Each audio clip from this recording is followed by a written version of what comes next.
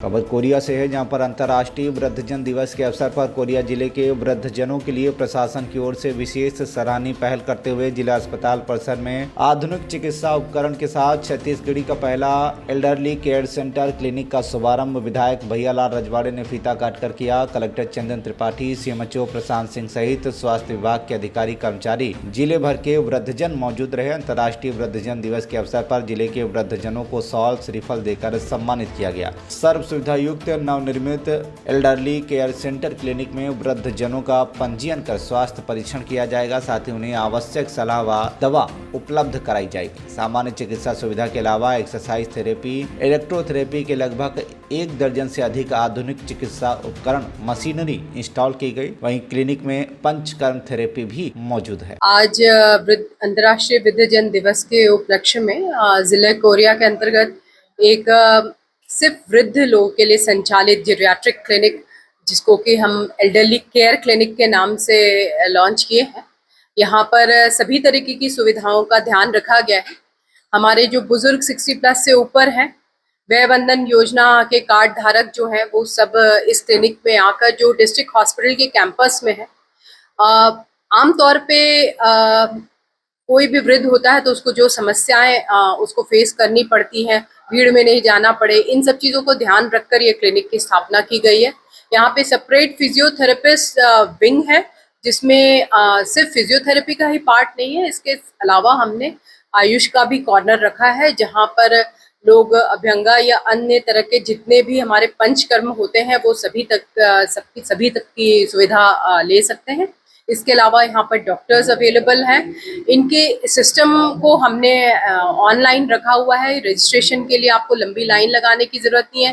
दवाई काउंटर इनका अलग है, सब इसी क्लिनिक में है। दवाई काउंटर से लेकर लैब टेस्टिंग का सुविधा, ये सारा कुछ इसके अंदर रखा हुआ है।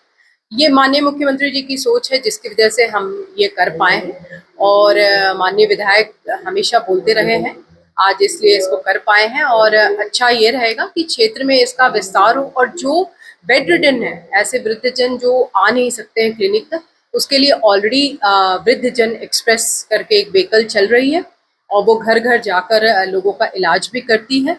पिछले 3 दिवस में हम लोगों ने स्वस्थ महतारी का भी कार्यक्रम रखा है, और जितने भी हमारे वृद्धजन माताएं हैं, उनका विशेष हम लोगों ने 28 जगह पर विशेष कैंप भी लगाया। तो कोरिया जिले के लिए ये अच्छी बात है, क्योंकि प्रदेश में अपने आप में ये पहला क्लिनिक होगा जो गवर्नमेंट सेक्टर में है।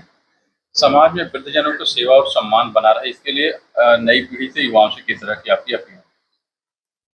ये आपने बहुत अच्छी और बहुत बड़ी बात कही है, जो कई बार बहुत सेंटिमेंट से जुड़ा हुआ है। मतलब लोगों से मैं यही अपील करूंगी, पाश्चात्य सभ्यता चाहे कितनी भी अच्छी लगे, लुभावनी लगे, किंतु भारतीय परंपरा से ऊपर नहीं उठकर है।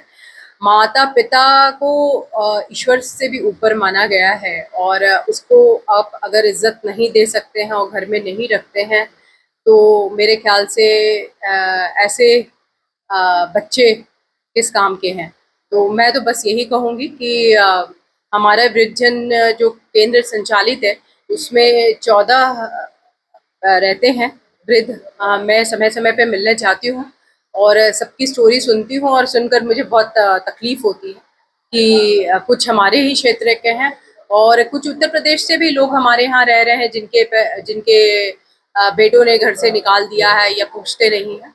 तो खैर, उन सबका सौभाग्य कोरिया जिले को प्राप्त हुआ है कि हम उनकी सेवा कर रहे हैं। लेकिन अपील यही रहेगी कि भारतीय परंपरा और भारतीय सभ्यता से ऊपर कोई नहीं है, तो हम इसी परंपरा और सभ्यता के अनुसार चले। पहला चीज, नया नया चीज मिल रहा है, इसका लाभ वृद्धजन लें, आए घर से और यहाँ उसका लाभ ले। इसके लिए उन लोगों के लिए है, कहीं जाने की जरूरत नहीं है। आज फिजियोथेरेपी के लिए रायपुर जाना है, केरला जाना है, कहाँ कहाँ लोग बनारपुर जाना है। अब कहीं ना जा करके हमारा बैकुंठपुर में ही सब व्यवस्था हो गया है, और उसका लाभ यहाँ से लें, यही अपील करता हूँ। आज अंतर्राष्ट्रीय वृद्धजन दिवस है। देखा जाता है कि अपने बुजुर्ग माता पिता या वृद्धों का सम्मान लोग करने में कहीं न कहीं कमी बरत रहे हैं। लोगों को वृद्धाश्रम तक पहुंचना पड़ रहा है। ऐसी स्थिति में समाज के लोगों से और नई पीढ़ी के लोगों से क्या अपील होगी आपकी? मैंने सबसे निवेदन करता हूँ एक दिन हम ही को भी उस रास्ते में गुजरना होगा।